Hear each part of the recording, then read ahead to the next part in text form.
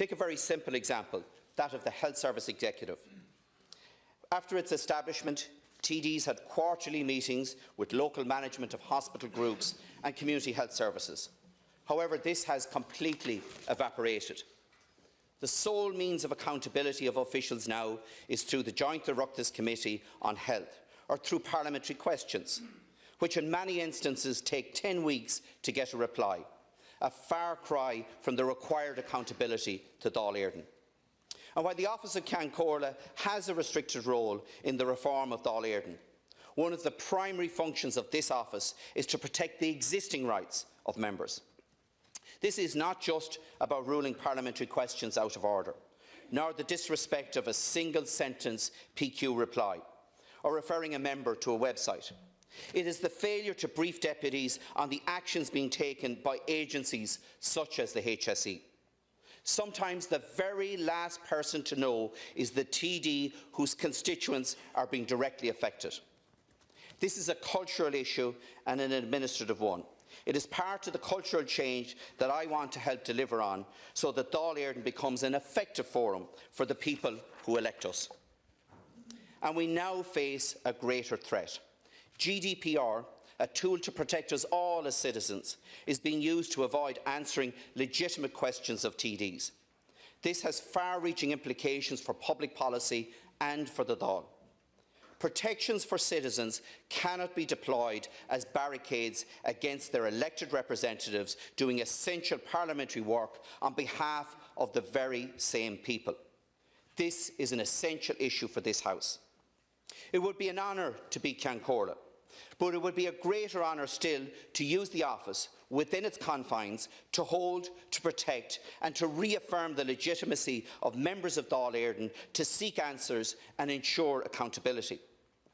With profound respect for this House, I humbly ask you for the opportunity to preside over it as your advocate and as your servant. Gur míle amach agaibh go léir.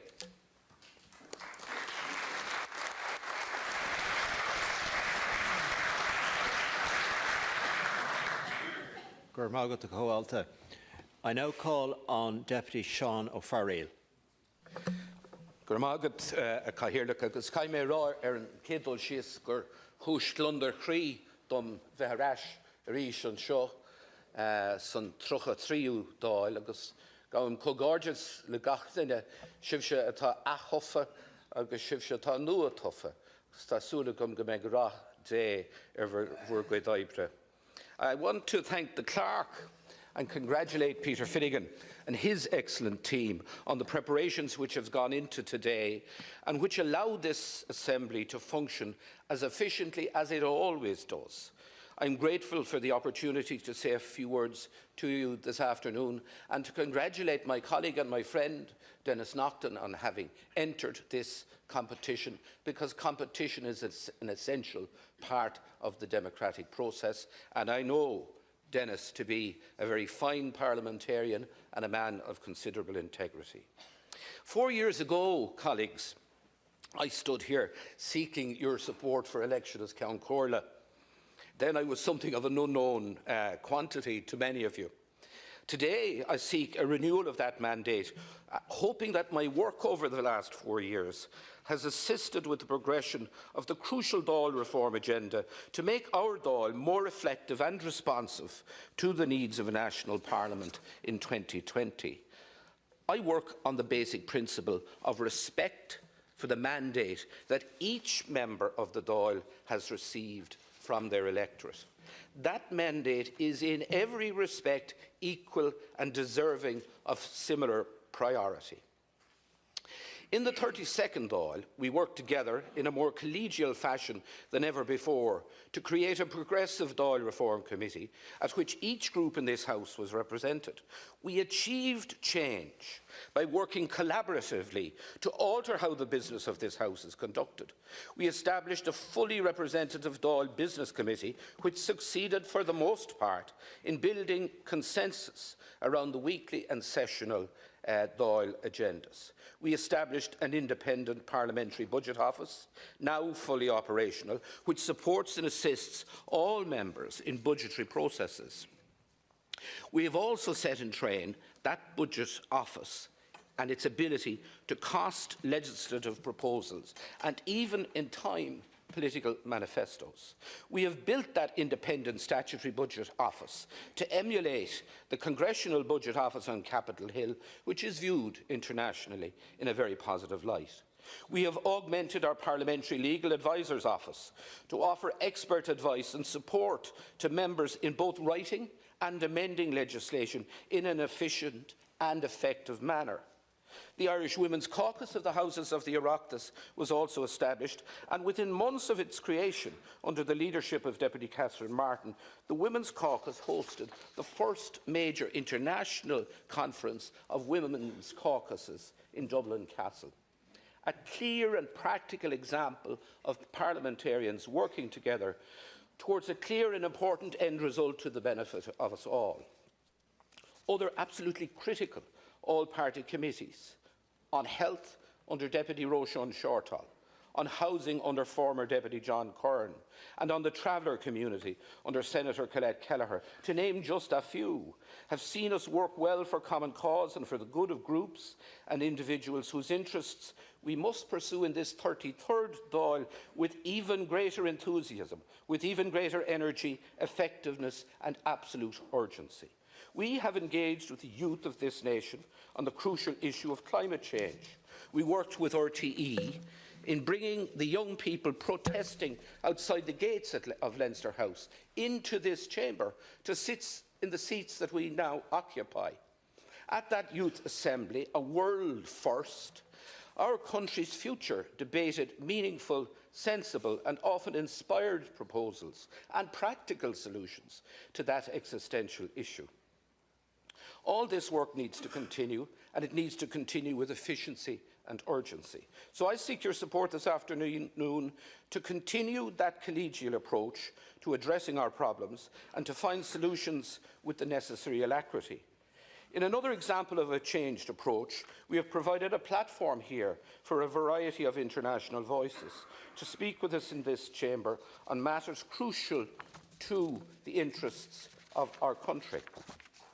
We welcomed Nancy Pelosi, Jean-Claude Juncker, Guy Verhofstadt and Michel Barnier to engage with us in matters of the greatest importance. And as we move forward, we can seek the views of other international voices in this chamber to inform our work and to challenge our views. Respectful debate is the lifeblood of this chamber, and I will strive to have all voices heard. In the last 2 years, we celebrated the centenary of both the first sitting of Dáil Éireann and of women's suffrage. We did this with dignity, respect, with public and international support. For our part, as an Oireachtas, we must ensure that the important commemorative events which lie ahead are conducted with sensitivity, but also with absolute integrity. In short, as I stand before you and mention just some of the many valuable initiatives that we have taken together over the past 4 years, I humbly seek your support to continue to work in partnership with you to make the 33rd Dáil an assembly that the Irish people can be proud of. One which, working with government and opposition, helps us to deliver the meaningful change which our masters, the people, urgently demand and deserve. Our challenge, colleagues, our challenge is to decipher, to interpret, to respect and to act upon the people's voices as articulated at the general election earlier this month. If honoured to take the chair of this Assembly, I resolve to continue my work in promoting and respecting all voices of this House without fear or favour. We have challenges as we move to express the will of the people who put us here. I seek to build upon the relationships made, the friendships formed and the consensus achieved in the last Dáil by serving the 33rd Dáil to the best of my ability. As I said in 2016, my ambition is to serve the members rather than become a slave to any system. We have much important work left to undertake to make this 33rd Dáil a fit, a productive and a fully relevant Assembly. I hope you will honour me by allowing me to continue, for now, to chair this Assembly. Gura Maithagh.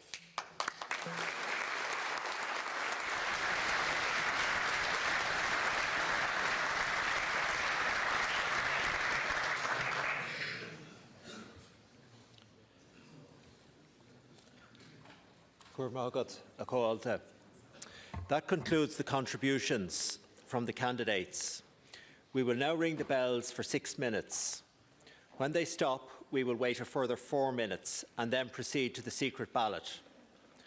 All of the doors into the chamber, except for the 2 on either side of the Count Corliss chair, will then be locked. I would ask all members to retake their seats when the bells have stopped. Gurmagat.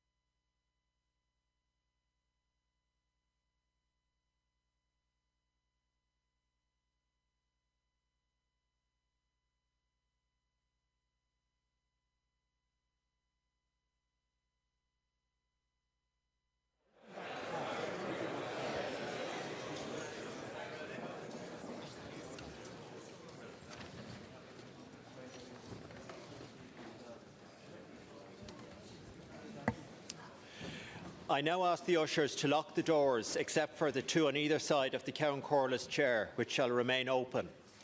The ushers will shortly direct members to proceed to the voting lobby at the back of the chamber to cast their ballots. I ask that members remain in their seats until directed by the ushers.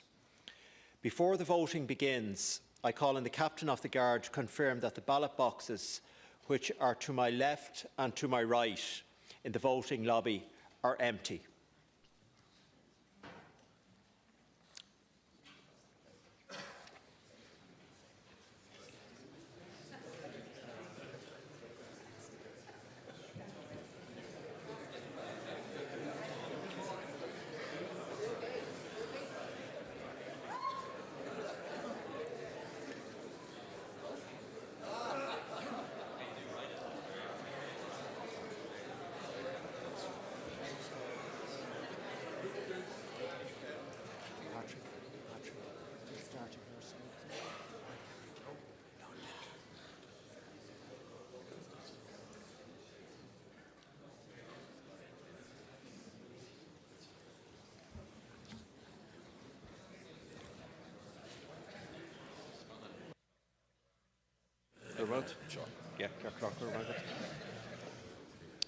The Captain of the Guard has confirmed that the ballot boxes are empty and has locked both boxes.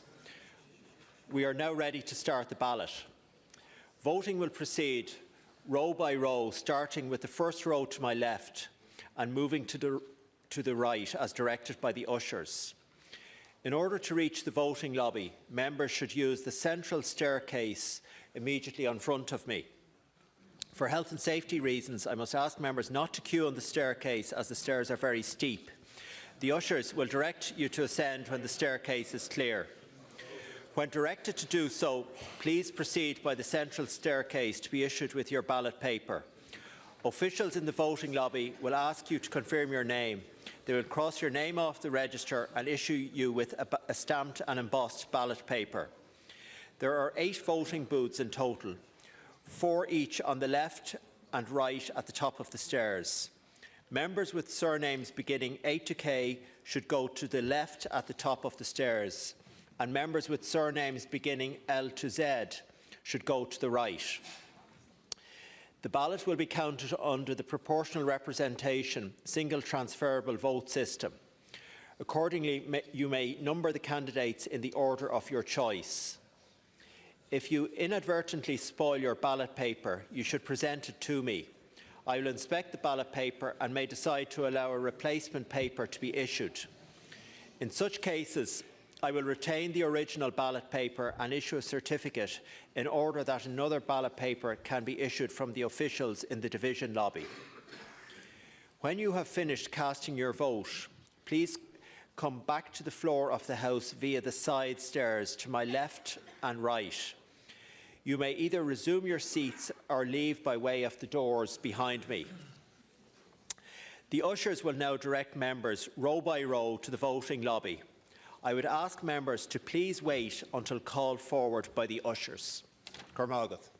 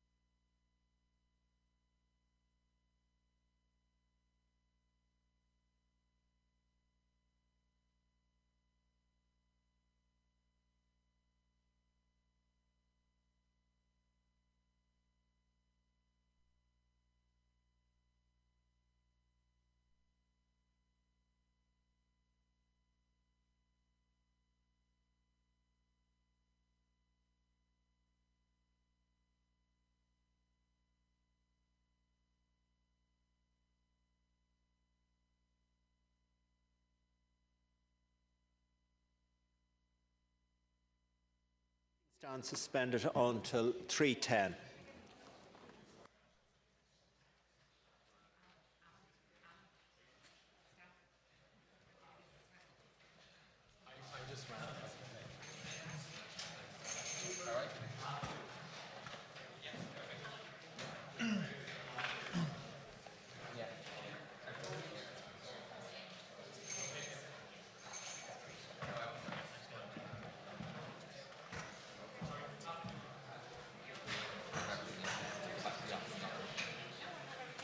Thanks very much. Thank you.